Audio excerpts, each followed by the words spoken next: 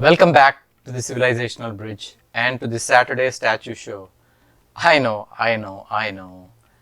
Today is Monday here and Tuesday in India. I also don't know how much time it will take for YouTube upload or their censors that might use a narrow criteria over the video. I don't know. Seriously. My sincere apologies for posting the video though. Much later than I had promised. We had to spend time away for the weekend as we had a heat wave here in California. For whoever watched this video and attempted to answer the questions posed, a big kudos for your participation and enthusiasm. For whoever watched the videos in the channel and liked, shared and subscribed based on what you saw, a big thank you. Let me give you some of the concepts of the statue. Many of you guessed it right. It is the statue of Ardhanareeshwara. Let me describe who is Ardhanareeshwara to the uninitiated. Ardhanareeshwara represents the combined form of Shiva and Parvati, male and female, as a single androgynous deity. The word Ardhanareeshwara is derived from the Sanskrit words Ardha, meaning half, Nari, meaning woman, and Ishvara, meaning the divine being. In the Ardhanareeshwara form, the right half of the deity represents Lord Shiva, while the left half represents Goddess Parvati.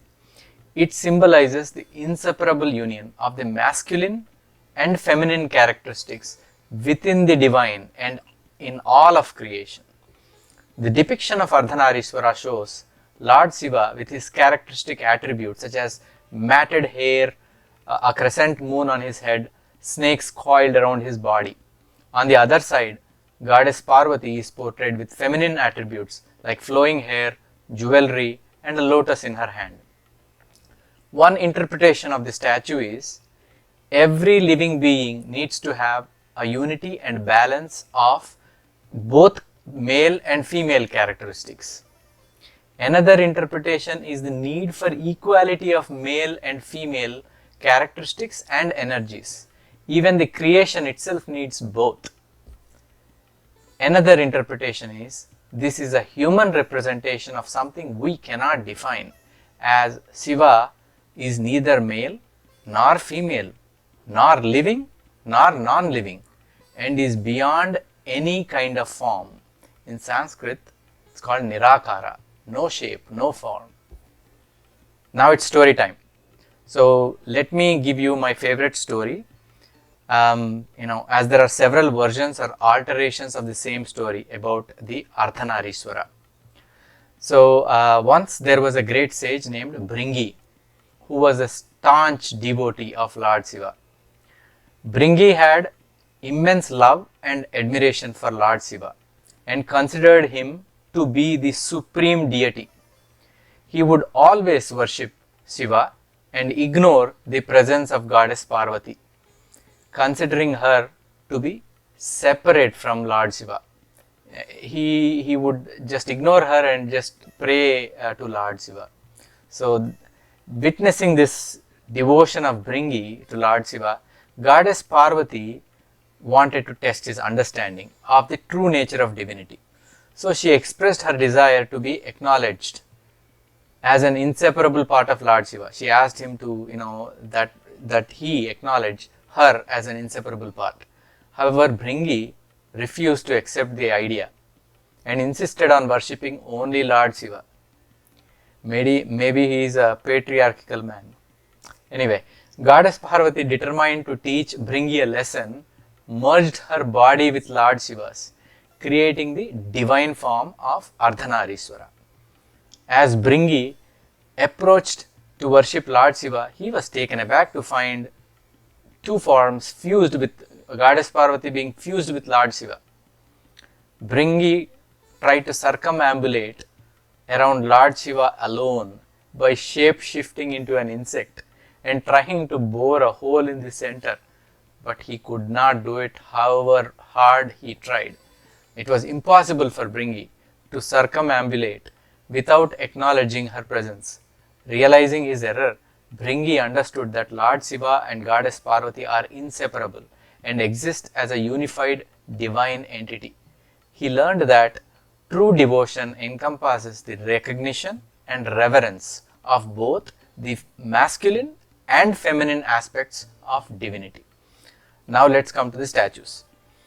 Before we come to the statues in the picture, I know you are excited about finding out, but let us talk about the various statues I was able to find in my research and the places and times they are from. It's informational and it's entertaining too. In fact, in history, Ardhanareeshwara is referred to by the Greek author Stobaeus, apparently, while quoting Bardacinus in 154 AD, who learned from an Indian embassy's visit to Syria during the reign of Elagabalus. Oh my god, that's a mouthful. Someone told someone, and someone told someone else, and someone told something else. So think of this as something we learned from the Western media of its time. If we learn from Western media, it's got to be authentic, right? Absolutely. Anyway, this is statue 1. This is an early Kushan head of Ardhanareeshwara, Kushan Empire, head of Ardhanareeshwara, discovered at Rajghat near Varanasi. It's now in the Mathura Museum. It was dated to 1st century AD. By the way, just take a look at the Kushan Empire. Most of it is not even in India. Present day India, I mean. Statue 2. This is the statue from Elephanta caves, which are dated to 2nd century BC. This is the statue 3. This is a 3-armed bronze statue, Ardhanari Chola bronze from 11th century AD. Let's look at the statue 4. This is the 8th century relief at Virupaksha temple in present day Karnataka. Statue 5. This statue is located in cave temples of Badami, Bagalkot district, Karnataka. It's called Veena because Veena is a stringed instrument. It's still widely used in Indian Carnatic style of music. Dhara means one who holds it, Veena Dhara. Statue 6.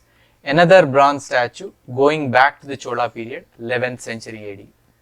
A lot of bronze statues were made during the Chola period that lasted from 800 AD to 1100 AD. Statue 7, this statue is from Khajuraho. It's a 9th century to 10th century AD built. It was built during Chandela dynasty. Khajuraho is a UNESCO heritage site famous for its depictions of Kama Sutra. Statue 8. This is a sandstone statue from approximately 9th century to 10th century AD and apparently was excavated from Madhya Pradesh, India. Unfortunately, no one has won the gift card this time. Some guessed the character right, but have not guessed the other two questions I asked. Maybe it was a bit tough, but I needed to do it for this show. But I got to tell you, I was stunned when I observed the statue. You can obviously spot the female anatomy on the left side versus the male anatomy on the right side. Half of the statue had, the interesting part was this hue. Once the statue hue was different on either sides. At the bottom, it seemed like there is a bull and an elephant. Think of the creators of these sculptures, who were our ancestors. This is now in the possession of Asian Art Museum in San Francisco. How did we hand over this civilizational treasure? How did we do that? I'm not sure how they got hold of it. I don't know. But they do have it. If you want to go, check it out at the Asian Art Museum in San Francisco. In Shiva Purana, there is an old scripture, there is a beautiful verse that describes this representation. Yadhorthvam nila lohitam yataha stri pumstathaivacha arthachandranibham devam vande sasvatamatmanam. Yadhordhvam means just like the upper part, nila lohitam is bluish black. Yataha, from which Stri pumstathaiva, the female and male forms. Artha Chandra Nibham, half moon like. Devam, divine. Vande, I bow. Sasvatamatmanam, the eternal self. So that phrase, basically that verse means the upper part is bluish black and from which the female and male forms also exist, I bow to the divine being who is half moon-like and the eternal self.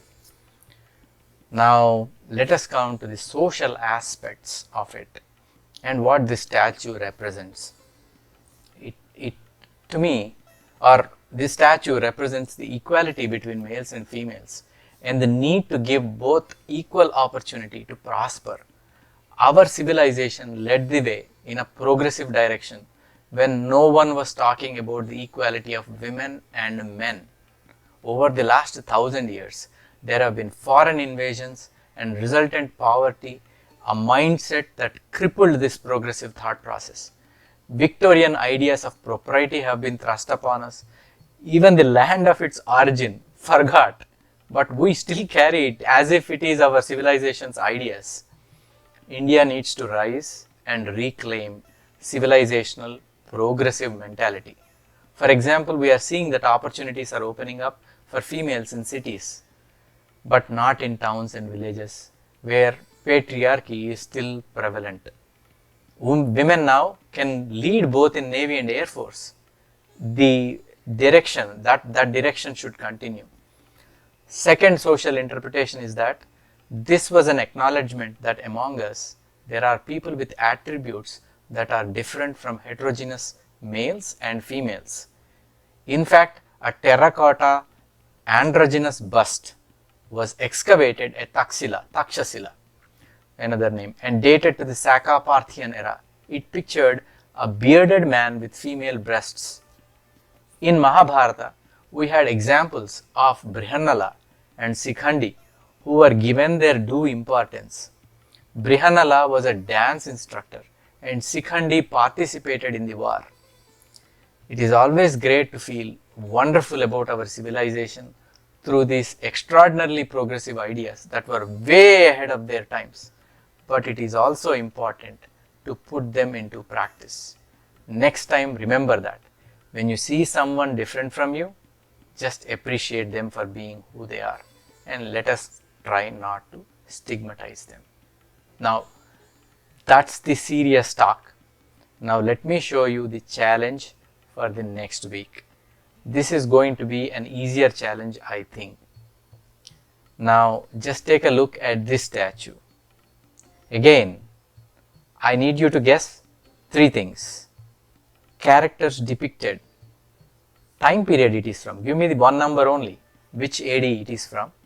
As long as it falls within that period, you will get the credit, and the location it is from. If you think it is in India, please also add state. Now the exciting thing is, I have opened it up for both American and Indian subscribers as well. Whoever guesses it right will win a $25 Amazon gift card. Please put your, if you know the answers, please put your answers in the comment section. That will be really great because other people will also follow what you are doing. Again, if you like the episode, please like, share and subscribe, and for any notifications, hit the bell icon. This is your host, Hemant.